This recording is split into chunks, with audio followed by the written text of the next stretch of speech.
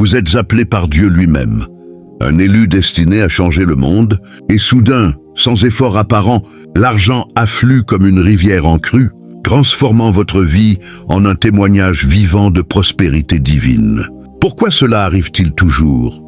Pourquoi la bénédiction financière semble-t-elle collée à l'appel d'un élu comme une ombre fidèle? Aujourd'hui, dans cette vidéo, nous plongeons au cœur de ce mystère spirituel, explorant comment l'univers conspire pour pourvoir aux besoins de ceux qui répondent à l'appel suprême. Laissez-moi vous emmener dans un voyage émotionnel, tissé d'histoires bibliques, de témoignages réels et de révélations profondes qui pourraient bien transformer votre propre perception de la foi et de la fortune. Dès les premières pages de la Bible, nous voyons ce pattern émerger avec une clarté stupéfiante. Prenez Abraham, cet homme ordinaire de Ur en Chaldée, appelé à quitter tout pour une terre promise. Dieu lui dit, « Je te bénirai, je rendrai ton nom grand, et tu seras une source de bénédiction. » Et qu'arrive-t-il? Abraham devient riche en bétail, en argent, en or, au point où ses troupeaux débordent et forcent une séparation avec Lot. Ce n'était pas un hasard. C'était la manifestation tangible de l'appel. La bénédiction financière n'est pas un bonus aléatoire, mais un outil essentiel pour accomplir la mission. Sans ressources, comment Abraham aurait-il pu bâtir une nation? L'argent devient le carburant divin, propulsant l'élu vers son destin. Pensez à l'émotion qui devait submerger Abraham, la peur de l'inconnu, mêlée à l'excitation de voir Dieu pourvoir au-delà de l'imaginable. C'est cette même émotion que ressentent les élus d'aujourd'hui quand les portes s'ouvrent et que les finances coulent. Mais pourquoi toujours? Parce que l'appel n'est pas une suggestion vague. C'est un mandat impérial du roi des rois et tout roi équipe ses ambassadeurs. Sans cela, l'élu risquerait de s'épuiser en lutte terrestre, distrait de sa vocation céleste. La prospérité libère l'esprit, permet la générosité et attire les âmes en quête de preuves vivantes. Imaginez Joseph vendu comme esclave, élevé à la position de vice-roi d'Égypte. Son appel à sauver son peuple de la famine s'accompagne d'une richesse immense. Palais, chariots, autorité sur les greniers. L'argent n'était pas pour son ego, mais pour stocker le grain, pourvoir à des millions. L'émotion ici est poignante. De la trahison fraternelle à la rédemption glorieuse, Joseph pleure en révélant son identité, car la bénédiction a restauré plus que la fortune. Elle a guéri les blessures. C'est le pouvoir narratif de Dieu. Transformer la misère en miracle financier, prouvant que l'appel porte en lui les semences de l'abondance. Et Moïse, appelé au buisson ardent pour libérer Israël, il voit le peuple sortir d'Égypte avec des trésors volés aux oppresseurs. Or, argent, vêtements. Dieu ordonne, parlez aux oreilles du peuple, et qu'il demande chacun à son voisin des objets d'argent et d'or. Pourquoi? Pour construire le tabernacle, financer le voyage vers la terre promise. Sans cette manne financière, l'exode aurait échoué. L'émotion de Moïse face à la mer Rouge est amplifiée par la certitude que Dieu pourvoit. Les eaux s'ouvrent, et avec elles, les ressources suivent. C'est un pattern récurrent, un fil d'or tissé dans l'histoire sacrée. Passons à David, berger devenu roi. Son appel à régner s'accompagne de victoires qui amassent des richesses. Des Philistins aux Ammonites, il accumule or, argent, bronze pour le temple futur. Même dans la fuite devant Saül, Dieu le protège et le pourvoit. L'émotion de David est palpable dans ses psaumes. L'Éternel est mon berger, je ne manquerai de rien. C'est une déclaration de foi en la bénédiction financière inhérente à l'appel. Sans elle, comment aurait-il uni Israël? L'argent est l'armure invisible de l'élu. Et Salomon, héritier de l'appel, il demande la sagesse et Dieu ajoute « Je te donne aussi ce que tu n'as pas demandé ». Des richesses et de la gloire. Résultat, une prospérité légendaire, avec des reines venues admirer son opulence. L'émotion est celle de l'humilité face à l'abondance divine, prouvant que l'appel attire la fortune comme un aimant. Mais pourquoi toujours? Parce que Dieu n'appelle pas sans équiper. L'élu n'est pas un mendiant spirituel. Il est un canal de bénédiction, et l'argent en est le flux vital. Pensez à l'impact émotionnel. Voir ses besoins comblés renforce la foi, inspire les autres. C'est une boucle vertueuse. Dans le Nouveau Testament, Jésus appelle les disciples. « Laissez vos filets, suivez-moi. » Et qu'arrive-t-il? Pierre dit « Nous avons tout quitté. » Et Jésus répond, « Quiconque a quitté maison, frère, recevra 100 fois autant maintenant. » La bénédiction suit. Les disciples, autrefois pêcheurs modestes, voient des miracles de provision, multiplication des pains, poissons avec la pièce d'impôt. L'émotion de Pierre niant Jésus, puis restaurée, est liée à cette assurance financière divine. Paul, appelé sur le chemin de Damas, voyage sans cesse. Financé par des églises et des miracles, il écrit « Mon Dieu pourvoira à tous vos besoins selon sa richesse ». C'est l'essence, l'appel active la richesse céleste. Aujourd'hui, des pasteurs, missionnaires, entrepreneurs chrétiens témoignent. Un appel clair et soudain, des dons affluent, des affaires prospèrent. L'émotion est intense, gratitude mêlée à ah ouais. Pourquoi? Pour étendre le royaume, sans distraction matérielle. La bénédiction financière est le sceau de l'appel, garantissant que l'élu accomplisse sa mission avec puissance. Maintenant, approfondissons ce lien indissoluble entre l'appel divin et la prospérité matérielle, en explorant comment cela opère dans la vie quotidienne des élus. Considérez l'histoire de George Muller, cet orphelin prêcheur du 19e siècle, appelé à fonder des orphelinats sans jamais demander d'argent. Il priait et les fonds arrivaient miraculeusement. Un jour, sans pain pour les enfants, un boulanger frappe à la porte avec des miches fraîches. Muller a nourri des milliers, bâtissant un empire de charité sur la foi seule. L'émotion qui transperce son journal est celle d'une dépendance totale à Dieu, où chaque penny est une preuve d'amour divin.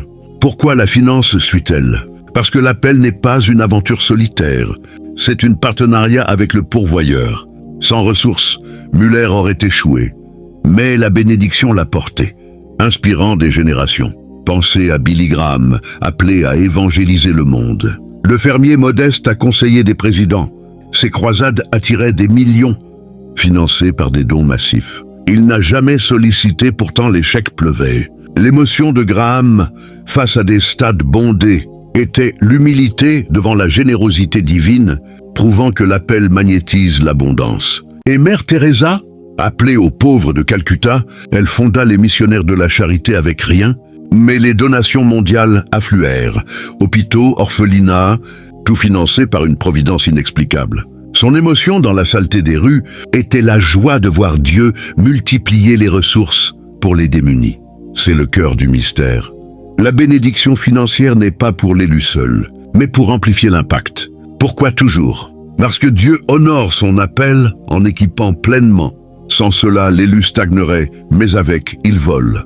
Regardez les entrepreneurs chrétiens modernes, comme le fondateur de Chick-fil-A, S. Truett Cathy, appelé à un business éthique. Fermé le dimanche, pourtant prospère au-delà de l'imaginable, avec des milliards en revenus. L'émotion de Cathy était la gratitude pour une entreprise bénie, où la fidélité attire la fortune. Ou Oprah Winfrey, qui parle d'un appel spirituel guidant sa carrière. Le pauvreté à empire médiatique, elle attribue sa richesse à une force supérieure. L'émotion dans ses interviews est palpable. L'arme de reconnaissance pour les portes ouvertes. C'est universel. L'appel active un flux financier, libérant l'élu des chaînes de la survie pour se concentrer sur la mission. Mais comment cela fonctionne-t-il spirituellement? La Bible dit « Cherchez d'abord le royaume de Dieu, et toutes ces choses vous seront données par-dessus. » L'appel est cette quête prioritaire, et la bénédiction suit comme une promesse.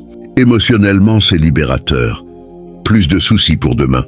Juste une confiance émue en un Père qui pourvoit. Pensez aux prophètes comme Élie, nourri par des corbeaux, puis une veuve. Son appel à confronter Achab s'accompagne de miracles financiers. L'émotion d'Élie, seul contre tous, est fortifiée par ses provisions, lui donnant courage. De même, Élisée hérite du manteau et voit sa dette effacée, son ministère financé. C'est un transfert de bénédiction émotionnelle et puissant. Aujourd'hui, des artistes chrétiens comme Lauren Daigle sentent l'appel et voient leurs albums exploser, générant des revenus pour des causes. L'émotion sur scène est l'adoration, mêlée à l'émerveillement devant l'abondance. Pourquoi? Pour que l'appel touche plus de cœurs. La finance est le multiplicateur divin. Et si l'élu doute, comme Gédéon demandant des signes, Dieu répond avec une armée réduite mais victorieuse, suivie de butin. L'émotion de Gédéon passe de la peur à la foi, renforcée par la prospérité post-victoire. C'est thérapeutique, la bénédiction guérit les insécurités. En somme, la raison profonde est que Dieu est jaloux de sa gloire. Il ne laisse pas ses élus mendier, car cela ternirait son nom. Au contraire, il les élève en richesse pour que le monde voie et croie. L'émotion collective des témoins est l'Yahweh menant à la conversion. Ainsi, si vous sentez un appel, attendez la bénédiction. Elle viendra fluide et abondante, transformant votre histoire en légende vivante. Plongeons plus loin dans les mécanismes émotionnels et spirituels qui lient inexorablement la bénédiction financière à l'appel d'un élu en tirant des leçons de vie transformées. Considérez l'histoire de Hudson Taylor, missionnaire en Chine au XIXe siècle, appelé à évangéliser l'intérieur des terres. Sans soutien institutionnel, il fonda la China Inland Mission sur la foi pure. Les dons arrivaient juste à temps. Un chèque anonyme pour un bateau, des provisions pour des centaines de missionnaires. L'émotion dans ces lettres est celle d'une intimité divine, où chaque livre sterling est un baiser de Dieu. Pourquoi cela? Parce que l'appel exige mobilité et l'argent fournit les ailes. Sans, Taylor serait resté coincé. Avec, il a touché des millions. Pensez à Corrie ten Boom, survivante des camps nazis, appelée à prêcher le pardon. Son ministère post-guerre fut financé par des livres et conférences, amassant des fonds pour aider les victimes. L'émotion de ten Boom face à son ancien bourreau est amplifiée par la provision divine, prouvant que la guérison s'accompagne de ressources. C'est cathartique. La bénédiction efface les traumas financiers du passé. Et Martin Luther King Jr. appelé à la justice raciale. Ses marches et discours étaient soutenus par des donations, menant à des changements historiques. L'émotion dans « I have a dream » est portée par une assurance que Dieu pourvoit pour la cause. Pourquoi toujours financier? Pour que l'appel ne soit pas étouffé par la pauvreté. Regardez les fondateurs de mouvements comme Rick Warren avec Saddleback Church. Appelé à une église innovante, il voit grandir une congrégation massive avec des budgets énormes pour des missions globales. L'émotion de Warren est la joie de voir des vies changées, financées par une prospérité divine. Ou Johnny Erickson Tada, paralysé, appelé à encourager les handicapés. Ses livres et ministères génèrent des revenus pour des fauteuils roulants mondiaux. L'émotion dans ses peintures à la bouche est la résilience, boostée par l'abondance. C'est le pattern. L'appel transforme la faiblesse en force financière. Spirituellement, cela s'ancre dans Deutéronome 8:8.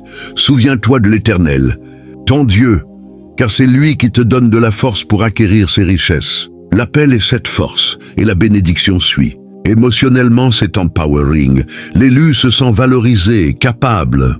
Pensez à Esther, appelée pour un temps comme celui-ci. Sa position de reine apporte richesse et influence pour sauver son peuple. L'émotion de risquer sa vie est tempérée par la certitude de provision divine. De même, Ruth, appelée à suivre Naomi, trouve Boaz et une lignée royale avec terre et héritage.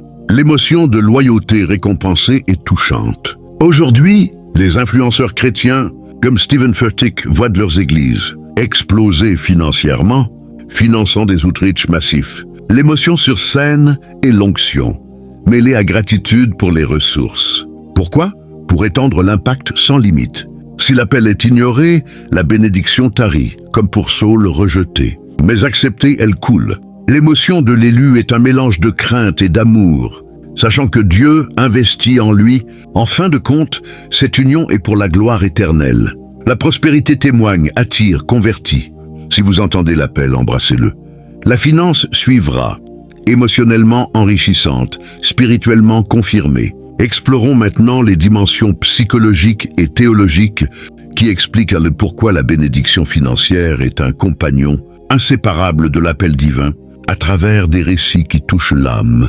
Prenez l'exemple de Charles Spurgeon, le prince des prédicateurs du XIXe siècle, appelé à prêcher à Londres. De modestes débuts, son tabernacle attira des milliers, financé par des offrandes volontaires qui construisirent orphelinats et collèges. L'émotion dans ses sermons est celle d'un homme, submergé par la générosité divine, où chaque penny prêché devient une semence multipliée.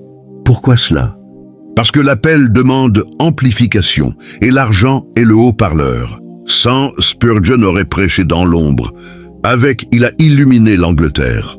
Pensez à Aimee Semple McPherson, évangéliste des années 1920, appelé à un ministère théâtral. Son temple Angelus, financé par des miracles, devint un hub de guérison et de radio.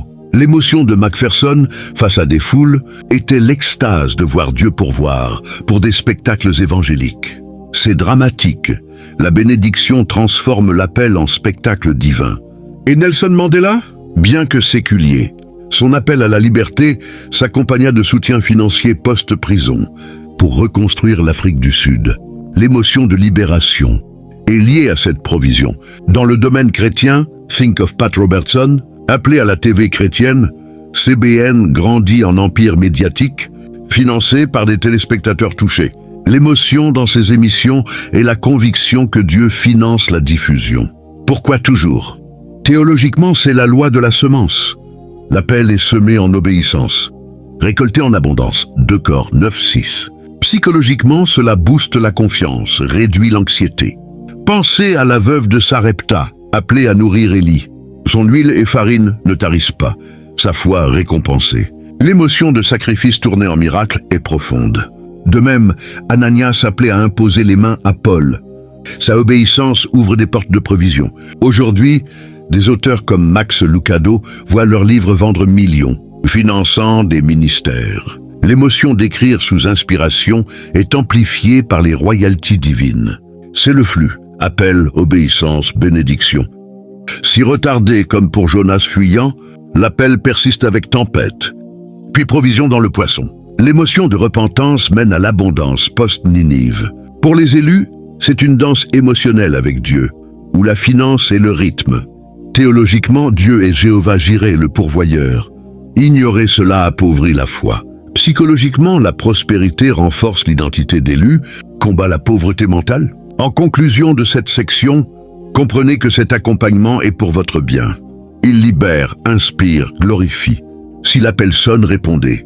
La richesse émotionnelle et financière suivra. Lorsque l'appel divin retentit, il ne se contente pas de toucher l'âme. Il mobilise le monde matériel pour soutenir la vision céleste. Regardez les entrepreneurs d'aujourd'hui qui, après une rencontre profonde avec Dieu, voient leurs entreprises décoller de manière surnaturelle.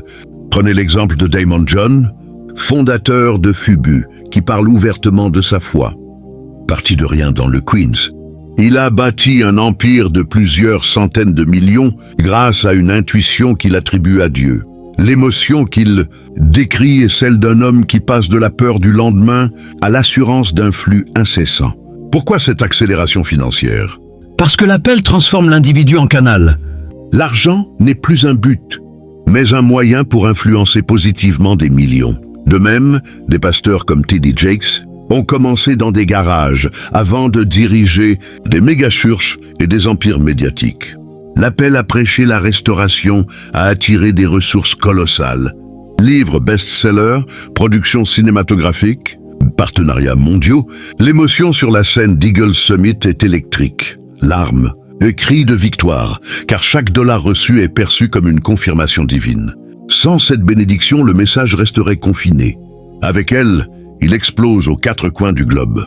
Mais attention, cette prospérité n'est jamais automatique. Elle exige un alignement total. Lorsque l'élu dévie, même légèrement, le flux se contracte. Souvenez-vous d'Ananias et Saphira. Ils ont menti sur une offrande issue de la vente d'un bien et la mort les a frappés. L'émotion tragique ici est celle de la convoitise déguisée en piété. La bénédiction financière protège quand elle reste pure. Elle punit quand elle est détournée. C'est pourquoi beaucoup d'élus traversent d'abord des déserts financiers. Pour purifier les motivations. Joseph a connu la prison avant le palais. David a fui dans les grottes avant le trône. Ces saisons arides forgent l'humilité. Puis, quand l'appel est repris avec intégrité, la manne revient, plus abondante. Aujourd'hui, des influenceurs sentent l'appel à encourager la jeune génération. Ces livres, ces podcasts, ces partenariats génèrent des revenus qui financent des campagnes contre l'anxiété chez les ados. L'émotion dans ces vidéos est authentique, gratitude, débordante pour une provision qui dépasse ses rêves d'enfant. Pourquoi toujours accompagner l'appel? Parce que Dieu veut des témoins visibles. Une vie prospère dans l'obéissance crie plus fort que 1000 sermons. Elle dit « Regardez ce que mon Dieu peut faire pour ceux qui lui font confiance. » l'impact est multiplié. Conversion, vocation déclenchée, cercle vertueux. Si vous luttez financièrement en ce moment, posez-vous la question. Suis-je pleinement aligné sur l'appel? La réponse honnête ouvre souvent les écluses. La bénédiction n'est pas réservée aux géants de la foi. Elle attend tout élu prêt à dire oui sans réserve. Passons aux pièges subtils qui peuvent bloquer ce flux divin, car comprendre les obstacles rend la victoire plus douce. Le premier piège est la mentalité de pauvreté spirituelle. Croire que la sainteté exige la misère. Cette idée, héritée de certaines traditions ascétiques mal comprises, paralyse des milliers d'élus. Pourtant, la Bible n'oppose jamais foi et fortune. Elle oppose idolâtrie et confiance. Jésus n'a pas dit « Bienheureux les pauvres en esprit, eux en portefeuille ». Mais « Bienheureux les pauvres en esprit ». L'émotion qui naît quand on brise cette fausse équation est libératrice. Pleure de soulagement en réalisant que Dieu désire notre prospérité pour sa gloire. Un autre piège est la précipitation. Beaucoup, entendant l'appel, veulent forcer la bénédiction par des stratégies humaines, endettement excessif, promesses de rendement mirobolant aux donateurs. Résultat, frustration, burn-out, discrédit. Abraham a failli avec Agar. Moïse a frappé le rocher 2 fois. Chaque écart coûte cher émotionnellement. Honte, doute, sentiment d'échec. Mais Dieu restaure quand on revient avec repentance. L'émotion de restauration est plus puissante que l'évitement de l'erreur. David après Bathsheba, Pierre après le reniement. La bénédiction revient, souvent amplifiée, car la blessure guérie témoigne plus fort. Troisième piège, l'attachement excessif à l'argent une fois reçu. L'élu commence à sécuriser, à thésauriser, à oublier le donateur. Comme le riche insensé de la parabole, il construit des greniers plus grands au lieu de donner. Le flux se tarit progressivement. L'émotion devient anxiété chronique, peur de perdre. La clé est la circulation. Donnez généreusement, semez dans le royaume. 2 Corinthiens 9 promet que celui qui sème abondamment récoltera abondamment. Des témoignages modernes abondent. Un pasteur africain, après avoir donné sa dernière offrande, reçoit un don inattendu qui multiplie son ministère par 10. L'émotion est euphorique, rire mêlé de larmes, car il a expérimenté la fidélité divine. Pourquoi Dieu insiste-t-il sur cette générosité? Parce que l'appel n'est pas individuel, il est communautaire. La bénédiction financière sur un élu doit couler vers d'autres pour créer un mouvement. C'est une économie céleste. Plus on donne, plus on reçoit pour redonner. Si vous bloquez le flux, vous bloquez votre propre élévation. Libérez et observez les miracles s'enchaîner. Enfin, le piège le plus sournois, comparer son chemin à celui des autres. Un élu voit un frère prospérer rapidement et doute de son appel. Pourtant, chaque saison est unique. Job a tout perdu avant d'être doublé. Paul a connu l'abondance et la disette. L'émotion saine et la patience joyeuse, confiante que le timing divin est parfait. Brisez ces pièges et la bénédiction financière reprendra son cours naturel, puissant, irrésistible. Approchons maintenant de la fin de ce voyage. Que se passe-t-il quand l'élu embrasse pleinement cette réalité? La vie devient un témoignage ambulant. Les finances ne sont plus un sujet tabou dans l'Église. Elles deviennent un sujet de louange. Imaginez des communautés où les membres se réjouissent mutuellement des provisions divines. Un jeune appelé à l'évangélisation reçoit une voiture offerte pour ses voyages. Une famille missionnaire voit ses dettes effacées par un don anonyme. L'émotion collective est contagieuse. Applaudissements, embrassades, chants spontanés. C'est l'Église primitive revisitée. Nul n'était dans le besoin parmi eux. Pourquoi? Parce que l'appel collectif active une bénédiction collective. Un seul élu obéissant peut débloquer des ressources pour des centaines. Pensez au revival moderne, à Asbury en 2023, ou au mouvement en Iran malgré la persécution, où les conversions explosent et les besoins sont surnaturellement pourvus. L'émotion des convertis est indescriptible, stupeur devant un Dieu, qui non seulement sauve l'âme, mais prend soin du corps. La prospérité n'est pas le but, elle est la preuve. Elle dit au monde sceptique, ce n'est pas de la magie, c'est la fidélité d'un père. Pour l'élu individuel, cette phase apporte une paix profonde. Plus de nuits blanches à calculer les fins de mois. Place à la créativité, à l'audace, à l'amour déversé sans retenue. L'argent devient un serviteur, pas un maître. L'émotion dominante est la liberté, volée sans chaîne. Et quand les épreuves reviennent, car elles reviennent. La bénédiction n'immunise pas contre les tempêtes. Elle fournit l'encre. Comme Paul dans la prison, chantant des louanges malgré les chaînes, l'élu sait que la provision suivra la mission. L'émotion passe de l'angoisse à l'adoration anticipée. En fin de compte, tout converge vers une seule vérité. Dieu appelle pour glorifier son nom, et il finance pour que cette gloire soit visible. Si vous êtes cet élu, et beaucoup le sont sans le savoir encore, écoutez attentivement. Le murmure intérieur, la vision persistante, la charge pour les âmes perdues, c'est lui. Dites oui.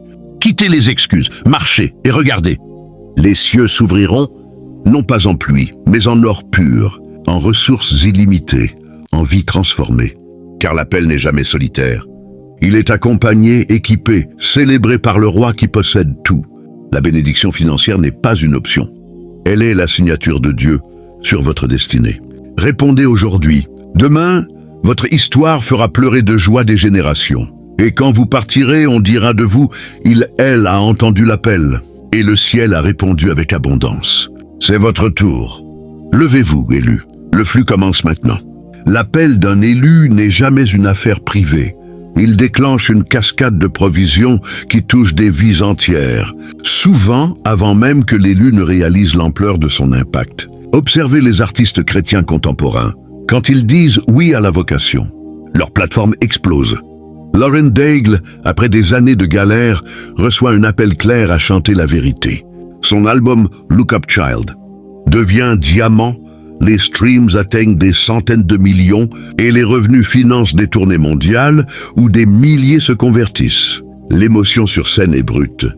Voix tremblante, yeux embués, car elle sait que chaque note payée par un billet est une semence divine. Pourquoi cette explosion financière suit-elle si fidèlement? Parce que la musique, comme la parole, est un vecteur. Dieu l'équipe pour qu'elle porte loin. Sans ressources, le message reste local. Avec elle, il devient viral, guérisseur, transformateur.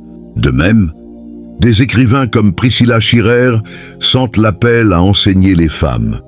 Ses livres, ses conférences, ses films avec Kendrick Brothers génèrent des flux qui soutiennent des retraites gratuites pour des épouses en détresse. L'émotion dans ces sessions est palpable. Sanglots de délivrance chez les participantes. Gratitude infinie chez elles. L'argent n'est pas accumulé. Il est redistribué pour multiplier les miracles. Pensez aussi aux innovateurs tech chrétiens, les fondateurs d'apps bibliques ou de plateformes de dons qui, après une nuit de prière intense, voient des investisseurs alignés surgir. Un développeur anonyme au Nigeria, appelé à créer une Bible audio en langue locale, reçoit soudain un financement inattendu d'une ONG américaine. Résultat, des villages entiers accèdent à la parole pour la première fois. L'émotion du Créateur est celle d'un tremblement sacré. Je n'ai rien demandé. Pourtant, tout est venu. C'est la marque de l'appel authentique. La provision arrive souvent par des chemins imprévisibles pour que la gloire revienne entièrement à Dieu. Si l'élu essayait de monnayer son appel, le flux s'assécherait. En le servant humblement, il s'amplifie. Aujourd'hui, dans des pays où la persécution sévit, des leaders souterrains voient des ressources arriver, via des cryptos anonymes ou des colis miracles. L'émotion est celle d'une foi renforcée au feu. Larmes de joie en ouvrant une enveloppe contenant exactement le montant pour imprimer 5000 tracts. Pourquoi toujours? Parce que l'appel est une déclaration de guerre contre les ténèbres. Dieu arme ses soldats financièrement pour qu'ils avancent sans peur. L'élu n'est pas un mendiant, il est un intendant royal. Embrassez cette identité et les portes s'ouvrent, non pas par force humaine, mais par décret céleste. Votre oui libère non seulement votre destinée, mais celle de générations que vous ne rencontrerez jamais. Approfondissons l'aspect transformationnel. Quand la bénédiction financière arrive, elle ne change pas seulement le compte en banque. Elle métamorphose le caractère, les relations, la vision. L'élu qui reçoit soudainement l'abondance traverse une épreuve subtile. Restez humble. Beaucoup chutent ici, gonflant d'orgueil, oubliant le désert qui les a façonnés. Pourtant, ceux qui gardent le cœur droit voient l'émotion la plus profonde, une intimité accrue avec Dieu, comme Salomon qui, riche au-delà de l'imaginable, demande encore la sagesse. Sa prospérité devient un trône d'adoration. Aujourd'hui, des millionnaires convertis témoignent. L'argent m'a fait peur au début. J'ai prié pour ne pas changer. Et Dieu répond en les utilisant pour des œuvres gigantesques. Fondations caritatives, écoles gratuites, hôpitaux en zones oubliées. L'émotion est celle d'une responsabilité sacrée. Chaque euro dépensé est une prière exaucée pour quelqu'un. Inversement, refuser la bénédiction par fausse humilité bloque le canal. Un missionnaire, appelé à agrandir son orphelinat, a longtemps dit « Je ne veux pas d'argent pour ne pas me corrompre ». Résultat, enfant en attente, vision stagnante. Quand il a enfin accepté les dons massifs, l'orphelinat a triplé et sa joie intérieure a explosé. L'émotion de la reddition est libératrice. J'avais peur de l'abondance. Dieu m'a appris qu'elle est neutre, c'est l'usage qui la sanctifie. La Bible le confirme, la richesse du juste est une source de vie. Elle coule pour arroser, pas pour stagner. Pour l'élu, cette phase marque un passage, de survivant à multiplicateur. Les finances deviennent un outil d'amour démesuré. Imaginez une famille appelée à adopter. Les frais astronomiques arrivent couverts par des dons en chaîne. L'émotion des parents, tenant leur enfant enfin, est indescriptible, mélange de gratitude et d'émerveillement. Devant un Dieu qui finance les rêves les plus fous. C'est cela l'accompagnement fidèle. Dieu ne donne pas juste assez. Il donne au-delà pour que l'élu puisse rêver plus grand, aimer plus fort, impacter plus profond. Si vous sentez cette tension intérieure, désir d'obéir mais crainte de l'abondance, sachez que c'est normal. C'est le creuset final. Acceptez, stewardez avec crainte et tremblement, et regardez votre vie devenir une épître vivante que le monde lira avec stupéfaction. La bénédiction n'est pas une récompense. Elle est l'extension naturelle de l'appel, le souffle de Dieu sur vos voiles pour traverser les océans. Nous touchons au cœur du mystère. Pourquoi cette loi semble-t-elle immuable? Parce que l'appel est une alliance. Un contrat royal signé dans le sang de l'agneau. Dans toute alliance biblique, Dieu fournit toujours ce qui manque à l'homme pour accomplir sa part. Noé reçoit le bois et les mesures. Abraham reçoit la terre et la postérité. Moïse reçoit la manne et le rocher. L'élu moderne reçoit la même fidélité. Ressources adaptées à la mission. L'émotion ultime est celle de la révélation. Réaliser que chaque besoin comblé est une lettre d'amour personnalisée du Père. Tu n'es pas seul dans ce combat. Je paie la note pour que tu puisses te concentrer sur l'essentiel. Aimer, sauver, restaurer. Quand l'élu internalise cela, la peur s'évapore. Place à une audace prophétique. Projet fou, lancé avec confiance, car la Banque Céleste ne connaît pas le découvert. Des témoignages affluent de partout. Une femme appelée à ouvrir un refuge pour femmes battues voit les locaux. Le personnel les font arriver en 6 mois. L'émotion en coupant le ruban est sacrée. Pleure silencieux, car elle sait que ce n'est pas son œuvre, mais celle de celui qui l'a choisi. Pourquoi toujours? Parce que le royaume avance par des signes visibles. Une vie d'élu prospère est un apologétique vivant. Si Dieu fait cela pour lui, il peut le faire pour moi. C'est contagieux. Les sceptiques se taisent, les tièdes s'enflamment, les perdus tendent la main. La bénédiction financière n'est donc pas un luxe. C'est une arme évangélique. Elle désarme l'argument « ton Dieu te laisse dans la misère ». Au contraire, elle proclame « mon Dieu pourvoit, guérit, libère et il invite tout le monde à sa table ». Si vous êtes à la croisée des chemins, entendant cet appel persistant malgré les obstacles financiers, écoutez, ce n'est pas un hasard. C'est l'invitation. Dites oui, quittez le calcul humain. Marchez dans l'obéissance radicale. Et préparez-vous, les cieux ne s'ouvriront pas en bruine timide, mais en torrent d'or, en provisions surabondantes, en histoires qui feront trembler les nations par leur audace et leur gloire. Car l'élu qui répond pleinement ne vit plus pour lui, il vit pour l'Éternel, et l'Éternel répond toujours avec excès. Votre chapitre commence maintenant. Levez-vous. L'abondance vous attend pour écrire la suite. Et quand tout sera accompli, on racontera votre histoire, non pas comme celle d'un riche, mais comme celle d'un obéissant dont le oui a déchaîné le ciel. C'est cela la vraie richesse. Être appelé, équipé et célébré pour l'éternité. Allez, le roi vous attend avec les bras et les trésors grands ouverts. Dans le paysage entrepreneurial américain, où la foi et l'innovation se croisent souvent, l'appel divin propulse des vies ordinaires vers des sommets extraordinaires, avec une provision financière qui semble orchestrée par le ciel. Prenez David Green, fondateur de Hobby Lobby aux États-Unis. Parti d'un petit magasin d'artisanat en Oklahoma, il sent un appel clair à bâtir une entreprise honorant Dieu en fermant le dimanche et en refusant des compromis moraux, malgré des batailles judiciaires intenses contre l'Obamacare sur la contraception. Son chiffre d'affaires explose à des milliards, finançant des musées bibliques et des missions mondiales. L'émotion qui transparaît dans ses interviews est celle d'un homme submergé par la gratitude. Dieu n'appelle pas pour qu'on mendie, il appelle pour qu'on multiplie. Chaque dollar reçu devient une confirmation que l'obéissance attire l'abondance. De même, la famille Cathy avec Chick-fil-A. Truett Cathy puis son fils Dan entendent l'appel à un business éthique, fermé le dimanche malgré les pertes potentielles. Résultat, une chaîne dominante, des revenus colossaux et des fondations philanthropiques massives. L'émotion palpable dans leur récit et la paix profonde. Savoir que prioriser, Dieu libère une prospérité inattendue.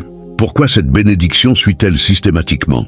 Parce que l'appel américain moderne, souvent entrepreneurial, exige visibilité et impact. L'argent finance les médias, les écoles, les campagnes qui touchent des millions. Sans elle, le message reste confiné. Avec elle, il devient culturel. Pensez à Hergé Le Tourneau, inventeur industriel du XXe siècle, surnommé l'homme d'affaires de Dieu. Il est très formel. Il invente des machines révolutionnaires après une conversion radicale. Il donne 90% de ses profits à des œuvres chrétiennes et son empire s'étend. L'émotion de Le Tourneau était l'humilité face à un Dieu qui transforme un ouvrier en magnate pour sa gloire. Aujourd'hui, des figures comme Dan Cathy continuent ce legs. Fermer le dimanche coûte cher. Pourtant, les files d'attente prouvent que la fidélité attire la foule et les finances. En Europe, le pattern se répète avec une élégance discrète. Julian Richet, fondateur de Richet Sounds au Royaume-Uni, décrit sa foi comme un christianisme pratique. Il intègre des valeurs bibliques dans sa chaîne Hi-Fi, partageant profit avec les employés via des bonus généreux. Son entreprise prospère et est classée parmi les meilleures pour le bien-être des salariés. L'émotion dans ses écrits est celle d'une joie tranquille, voire l'appel à l'intégrité, récompensé par une stabilité financière durable. Pourquoi toujours? Parce que l'appel européen, souvent teinté de justice sociale, utilise la richesse pour réparer les inégalités, financer des causes humanitaires et témoigner dans des sociétés sécularisées. Ces exemples transatlantiques montrent que, de l'Oklahoma à Londres, l'élu qui répond voit les cieux s'ouvrir en provisions tangibles, émotionnellement chargés de responsabilités. Poursuivons avec des récits qui vibrent outre-Atlantique. L'appel divin ne se limite pas aux pasteurs. Il envahit les conseils d'administration, transformant des PDG en ambassadeurs royaux équipés financièrement. Aux États-Unis, considère Chris Greenwood, ancien ingénieur IT devenu artiste rock chrétien. Il quitte un emploi stable en 2004 pour poursuivre sa musique, sentant un mandat céleste. Avec sa femme Mélanie, il baptise un business en ligne à 6 chiffres, via des tournées et des ventes digitales. L'émotion qu'il partage est celle d'une libération. Passer de la sécurité salariale à l'aventure divine, où chaque contrat arrive comme une manne. Pourquoi cette percée? Parce que l'appel artistique américain exige une plateforme massive. Dieu fournit les streams, les sponsors, les salles pour que la louange atteigne les stades. En parallèle, des entrepreneurs comme Shank Saavedra, immigrée devenue éducatrice financière chrétienne, atteignent l'indépendance à 31 ans via Harvard et Chicago Booth. Elle attribue sa richesse à une confiance radicale en Dieu, enseignant aux familles chrétiennes comment prospérer sans idolâtrer l'argent. L'émotion dans ses vidéos est l'émerveillement. La vraie liberté n'est pas dans le compte en banque, mais dans la foi qui attire l'abondance. En Europe, des accélérateurs comme Creo Ventures en Scandinavie soutiennent des ventures mission-driven. Les startups chrétiennes reçoivent funding pour des produits à impact social, prouvant que l'appel entrepreneurial européen attire investisseurs alignés. L'émotion des fondateurs est souvent la surprise sacrée. Des fonds arrivent sans pitch agressif, confirmant que Dieu équipe pour le common good. Pensez aussi à des figures comme celle de Conven, réseau de leaders chrétiens américains. Leurs membres surpassent les concurrents en intégrant foi et business, avec des histoires de breakthrough financier post-prière. Un PDG anonyme voit son entreprise doubler après avoir dédié ses profits à des causes. L'émotion est cathartique, passer de stress à sérénité divine. Ces témoignages modernes, de la côte est américaine au sub-tech européen, révèlent le même fil. L'appel active un partenariat céleste où la finance n'est pas un hasard, mais une signature. Elle libère l'élu des soucis triviaux pour qu'il se consacre à l'essentiel impacté. Servir, glorifier. Si vous, en Europe ou aux États-Unis, sentez cette traction intérieure, malgré un marché saturé ou une économie instable, sachez, c'est l'appel. Répondez et observez comment la bénédiction financière, fluide et puissante, transforme votre entreprise en témoignage vivant. Nous approchons de la culmination. Dans ces contextes occidentaux modernes, l'appel d'un élu n'est plus une voix isolée dans le désert. C'est un cri amplifié par des réseaux, des médias, des capitaux qui coulent quand l'obéissance est totale. Aux USA, des leaders comme ceux de Faith, Driven Entrepreneur, partagent des histoires où des business owners, après avoir aligné leur vision sur le royaume, voient des investisseurs surgir.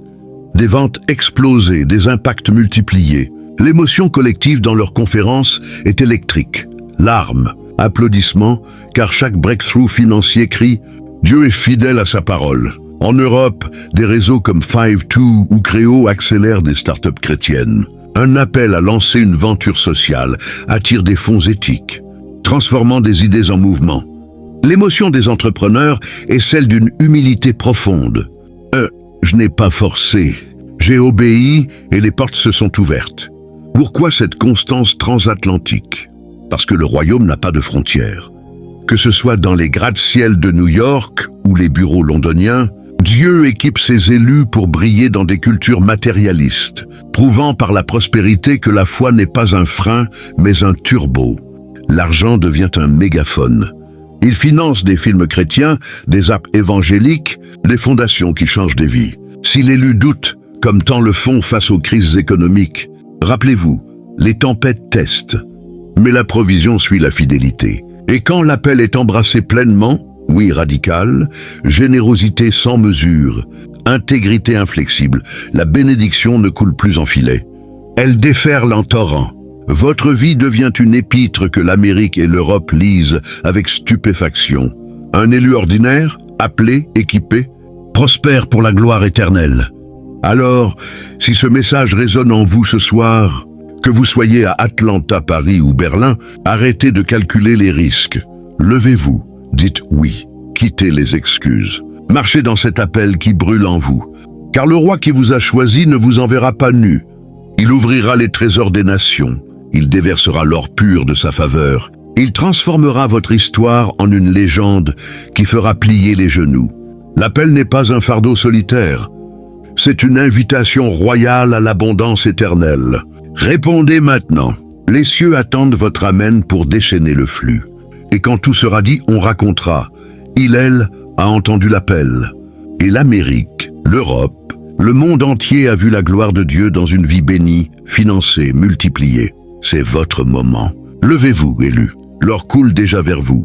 Dans les couloirs feutrés des entreprises européennes, où la foi se vit souvent en silence discret, l'appel divin continue de produire des miracles financiers qui défient la logique économique. Prenez Julian Richer, fondateur de Richer Sounds au Royaume-Uni. Ce détaillant hi-fi et électronique, parti d'un petit magasin, intègre un christianisme pratique dans son business, partage des profits avec les employés, bonus généreux, éthique intransigeante. Son entreprise devient l'une des plus rentables et appréciées du pays, avec des classements constants pour le bien-être des salariés. L'émotion qui émane de ses écrits est une joie tranquille. Presque étonné, j'ai vu Dieu bénir l'intégrité. Les finances suivent quand on sert d'abord les autres. Pourquoi cette abondance? Parce que l'appel européen privilégie souvent l'impact social. Dieu équipe pour que la prospérité finance des causes justes, des emplois dignes, les communautés restaurées, dans des sociétés où la foi est minoritaire. De l'autre côté de l'Atlantique, David Green de Hobby Lobby incarne le même principe. Après une conversion profonde, il bâtit une chaîne d'artisanat massive, fermée le dimanche, refusant des compromis moraux malgré des procès coûteux. Son empire atteint des milliards, finançant le plus grand musée biblique du monde. L'émotion dans ses déclarations est l'humilité profonde. Larmes contenues en voyant des vies touchées par une provision qu'il n'attribuait qu'à Dieu. Ces deux hommes, l'un britannique, l'autre américain, montrent que l'appel transcende les frontières. Il active une bénédiction financière pour glorifier Dieu dans des contextes capitalistes. En Scandinavie, des réseaux comme Creo Ventures accélèrent des startups chrétiennes mission-driven. Des entrepreneurs reçoivent des fonds éthiques après avoir prié pour aligner leur vision. L'émotion collective est celle d'une surprise sacrée des investisseurs. Alignés surgissent sans forcing. Aux USA, Conven réunit des leaders qui surpassent leurs concurrents en intégrant foi et excellence. Leurs témoignages parlent de breakthrough post-prière, où les ventes doublent, les dettes s'effacent. Pourquoi toujours? Parce que Dieu veut des témoins crédibles dans les boardrooms du New York ou de Londres. Une vie prospère crie que la foi n'est pas un frein mais un avantage divin. Si vous, en Europe ou aux États-Unis, sentez cet appel persistant au milieu d'un marché compétitif, sachez, la bénédiction n'attend que votre oui. Plongeons plus loin dans ces récits transatlantiques qui illustrent comment l'appel transforme des carrières ordinaires en légendes de provision. Divine. En Écosse, Sir Peter Vardy fonde Safe Families for Children, soutient des écoles et des projets évangéliques, donnant massivement. L'émotion dans son parcours est celle d'une liberté croissante, passer de la course au profit à une générosité joyeuse qui multiplie les ressources. Dieu bénit l'affaire pour qu'elle finance des œuvres durables dans une Europe sécularisée. Aux États-Unis, Henry Kestner investit dans des entrepreneurs alignés sur la foi. Ces fonds prospèrent, touchant des milliers via des réseaux mondiaux, y compris en Europe. L'émotion qu'il partage est l'émerveillement. L'entrepreneuriat est une co-création avec Dieu. Quand on obéit, il fournit au-delà. L'émotion des participants est l'unité sacrée, voir des dons converger pour le royaume. L'émotion familiale est la gratitude, Dieu honore la fidélité. Ces histoires prouvent que la bénédiction financière accompagne l'appel pour amplifier l'impact. Elle finance des médias, des œuvres sociales, des innovations éthiques. En Europe, où la discrétion prime, elle se manifeste par une stabilité durable. Aux USA, par une visibilité explosive. Si l'appel vous pèse, un business à lancer, une éthique à défendre malgré les coûts, rappelez-vous, Dieu n'appelle pas sans équiper. La provision arrive, souvent par des chemins inattendus, pour que votre oui devienne un témoignage vivant. L'argent n'est pas le but. Il est le carburant pour toucher des cœurs dans des villes comme Paris, Berlin ou Atlanta. Embrassez-le avec crainte et tremblement et regardez votre vie devenir une épître que l'Occident lira. Nous arrivons au seuil de la révélation finale. Dans ces terres d'Europe et d'Amérique où le matérialisme règne, l'appel d'un élu brille comme un phare, attirant une bénédiction financière qui défie les crises et les scepticismes. Des réseaux comme Faith Driven Entrepreneurs, avec des chapitres européens, rassemblent des milliers. Des PDG pris ensemble, voient leurs entreprises croître, leurs impacts multipliés. L'émotion dans leur rassemblement est contagieuse, rire mêlé de larmes, car chaque succès financier crie la fidélité de Dieu. Pourquoi cette loi immuable? Parce que le royaume avance par des signes tangibles. Une entreprise prospère dans un monde cynique dit « Mon Dieu pourvoit, guérit, libère et il invite tous à sa table ». Elle désarme les arguments athées, attire les curieux, convertit les cœurs. Si vous êtes cet élu, un entrepreneur à Londres, sentant un appel à l'innovation éthique, un leader à New York chargé d'une vision Kingdom, arrêtez de résister. Le murmure intérieur n'est pas une illusion. C'est lui, dites oui. Quittez les calculs humains, les peurs économiques. Marchez dans l'obéissance radicale. Et préparez-vous, les cieux ne s'entr'ouvriront pas timidement. Ils s'ouvriront en cascade d'or, en investisseurs divinement alignés, en revenus surabondants, en vie transformée de Cotonou à Chicago. Car l'appel n'est jamais solitaire. Il est une alliance royale. Dieu signe avec sa provision pour que votre histoire fasse plier les genoux des nations. Quand tout sera accompli, on racontera non pas d'un riche, mais d'un obéissant dont le oui a déchaîné le ciel sur l'Europe et l'Amérique. C'est votre tour, élus. Levez-vous. L'abondance coule déjà vers vous. Fluide, puissante, éternelle. Répondez maintenant. Le roi attend votre amen pour déverser ses trésors. Et le monde verra. Quand Dieu appelle, il finance toujours, abondamment, pour sa gloire. Allez, votre chapitre d'or commence.